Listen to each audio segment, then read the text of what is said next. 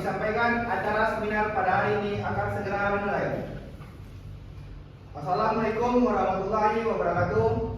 Salam Om Swastiastu, Namo Buddhaya, salam kebajikan, selamat pagi, dan salam sejahtera untuk kita semua. Hadirin yang kami hormati, izinkanlah saya, Miftahul Afhari, akan memandu acara seminar dengan tema Cyberbullying Data Pribadi dalam era Big Data dan Media Sosial pada hari Selasa 18 November 2025. Dan berikut ini akan kami bacakan susunan rangkaian acara yang akan kita lalui bersama. Yang pertama, pembukaan yang sedang berlangsung. Yang kedua, acara inti dari seminar. Yang ketiga, sesi tanya jawab. Dan yang keempat, penutup. Menginjak acara selanjutnya, marilah kita membacakan basmalah atau berdoa dengan kepercayaan masing-masing. Bismillahirrahmanirrahim. Dan acara selanjutnya akan dipandu oleh moderator kita, yaitu Belinda Angrean. Silakan Belinda. Izinkan saya memperkenalkan 3 narasumber luar biasa kita hari ini. Yang pertama ada Mutia Afifah Amelia sebagai praktisi media sosial dan etika digital. Terus yang kedua ada Maulana Zaki, ahli keamanan data. Yang ketiga ada Tasya Humaira, psikologi digital dan remaja. Pada narasumber kita silakan.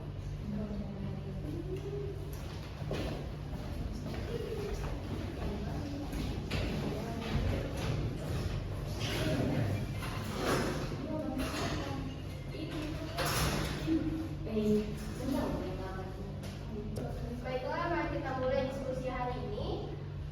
Kita mulai dengan pertanyaan pertama. Bagaimana perkembangan teknologi dan media sosial memunculkan bentuk-bentuk baru cyberbullying berbasis data pribadi? Silakan narasumber pertama. Baik, terima kasih. Perkenalkan, nama saya Mutia Afifah Amelia sebagai praktisi media sosial dan etika digital. Izin saya akan menjawab. Perkembangan teknologi dan media sosial membuat komunikasi lebih cepat. Justru karena itu akan menimbulkan dampak dan juga membuka peluang penyalahgunaan data pribadi. Semisalnya banyak kasus pelecehan, intimidasi, bahkan pemerasan terjadi karena data pribadi seseorang, baik menggunakan foto, nomor telepon, maupun identitas akan mudah tersebar dan digunakan tanpa izin. Ini sesuai dengan fenomena yang disebutkan dalam slide pendahuluan. Perkembangan teknologi informasi, khususnya era Big Data dan media sosial, telah membawa perubahan besar dalam pola komunikasi masyarakat. Namun, kemudahan ini juga memunculkan ancaman baru seperti cyberbullying yang berkaitan dengan penyalahgunaan data pribadi. Data pribadi yang tersebar di internet dapat dijadikan bahan intimidasi, penghinaan, pemerasan, hingga pencemaran nama baik. Baik, terima kasih kepada narasumber pertama kita. Selanjutnya kita lanjutkan ke narasumber kedua kita. Bapak Jaki, bagaimana era Big Data berkontribusi terhadap meningkatnya risiko cyberbullying?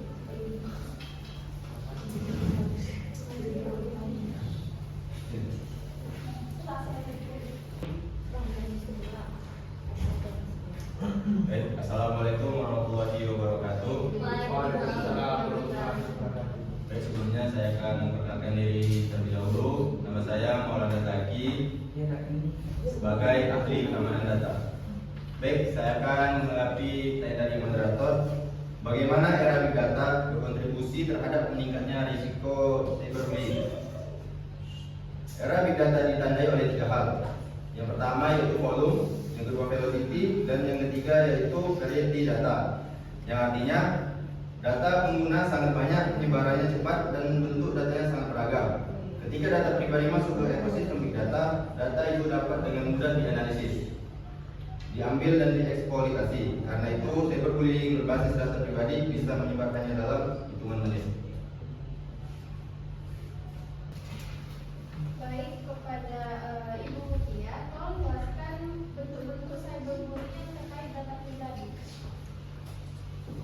Baik, terima kasih. Beberapa bentuk umumnya yaitu yang pertama penyebaran foto dan video tanpa izin. Ini semisalnya banyak terjadi pada remaja zaman sekarang, yang dimana mengirim mungkin dalam tanda kutip foto tanpa busana ke pacarnya, yang dimana itu akan kedua, doxing atau pembongkaran identitas. Ini biasanya lebih ke pinjol atau peminjaman data teman.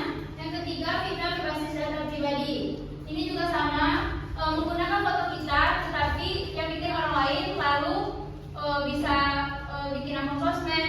Nanti status yang diposting itu juga di luar tanda kutip.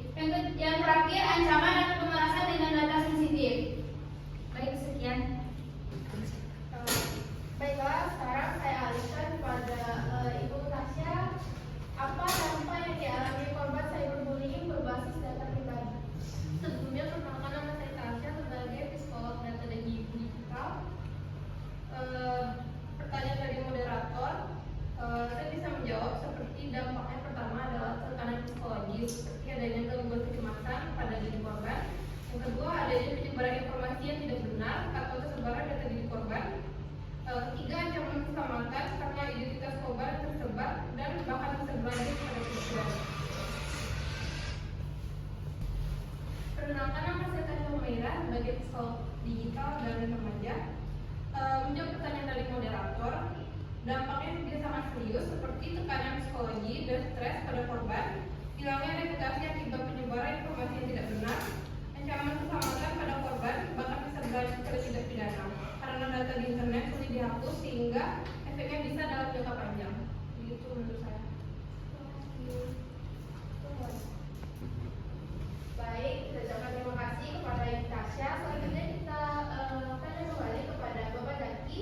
Apa saja bentuk pelanggaran hukum administrasi yang terkait kasus cyberbullying atau penyalahgunaan data pribadi? Baik, sebelumnya terima kasih kepada moderator atas waktunya. Saya akan menjawab tentang pertanyaan tadi. Apa saja bentuk pelanggaran hukum administrasi yang terkait kasus cyberbullying atau penyalahgunaan data pribadi? Baik, dalam perspektif hukum administrasi, pelanggaran terjadi ketika aparatur negara atau pihak yang berwenang bertindak di luar kewenangan, tidak sesuai prosedur atau mengabaikan hak warga. Contohnya yaitu penyalahgunaan data warga oleh instansi seperti kepolisian itu.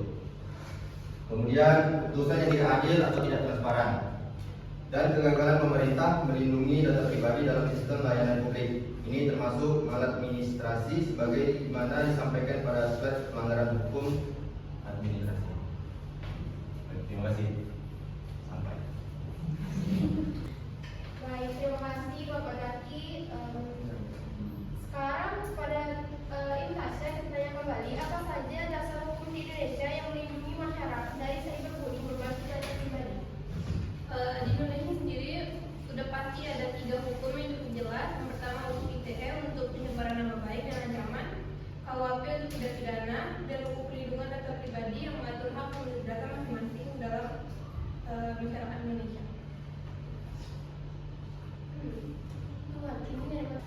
Oke, untuk strategi pencegahan kepada Bapak Zaki, apa langkah-langkah pencegahan yang dapat dilakukan masyarakat?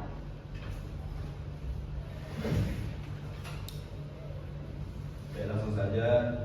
Adapun langkah-langkah pencegahan yang dapat dilakukan oleh masyarakat yaitu yang pertama, meningkatkan literasi digital, kemudian mengamankan akun dengan password yang kuat atau autentikasi 2 faktor, kemudian tidak membagikan data pribadi berlebihan di media sosial, segera melaporkan pelaku jika terjadi cyberbullying, kemudian mengetahui hak atas data pribadi sesuai undang-undang PDP.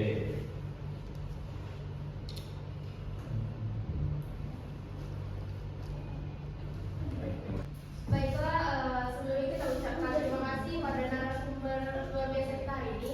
Selanjutnya kita masuk ke sesi tanya jawab kepada audiensi yang ingin bertanya, kami persilakan.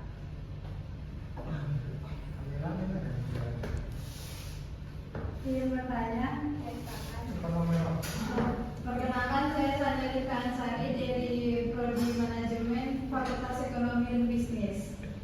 Saya ingin bertanya kepada narasumber, bagaimana sih cara kita mendidik remaja agar tidak ikut cyberbullying? Terima kasih. Oke, kita simpan dulu. Selanjutnya yang ingin bertanya, baik kepada peserta yang ingin bertanya lagi, kita silakan. Assalamualaikum warahmatullahi wabarakatuh. Perkenalkan, nama saya Siti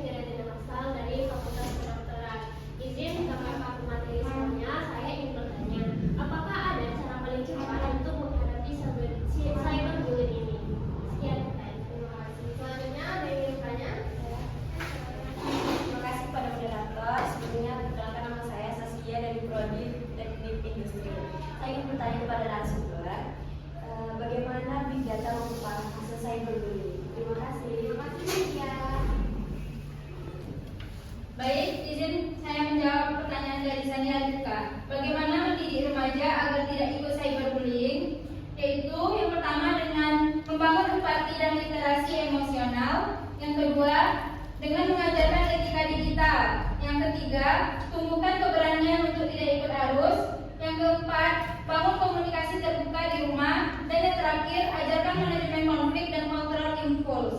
Apakah bisa dimengerti? Baik, saya mengerti. Terima kasih. Terima kasih. Baik, sebelumnya terima kasih moderator. Sini saya akan menjawab pertanyaan dari Kakak Switi. Apa saja solusi paling cepat dan efektif untuk menghadapi cyberbullying? Baik, yang pertama yaitu jangan balas pelaku.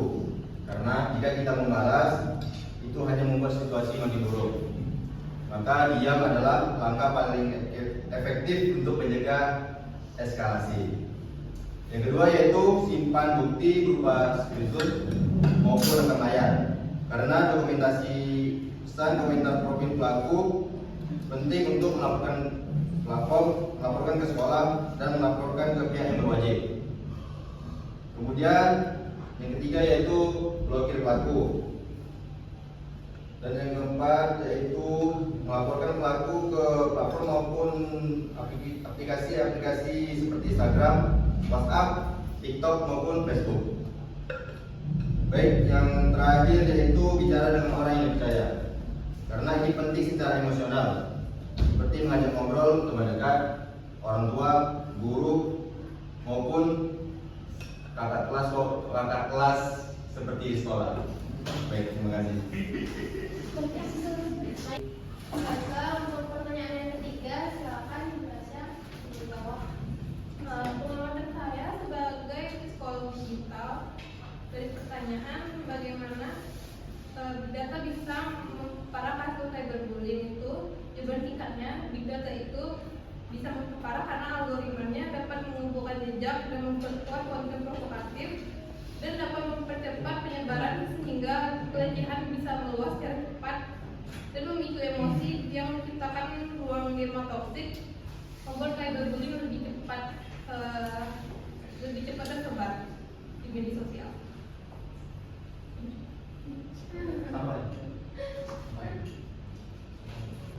Baiklah, sekali lagi kita ucapkan terima kasih kepada tiga narasumber hebat kita hari ini. Sebelum penutupan, kita mohon pada masing-masing narasumber untuk menyampaikan closing statement masing-masingnya. Pada narasumber pertama, silakan. Era digital memudahkan interaksi, tetapi kita harus lebih hati-hati menjaga data pribadi. Terima kasih. Dan narasumber kedua. Big data membuat penyebaran informasi sangat cepat, karena itu perlindungan data harus semakin kuat. Baik, narasumber yang ketiga. Menurut saya, hak atas privasi adalah hak dasar masyarakat, jadi masyarakat harus memahami dan memperjuangkannya. Baik, terima kasih untuk closing statement masing-masing narasumber.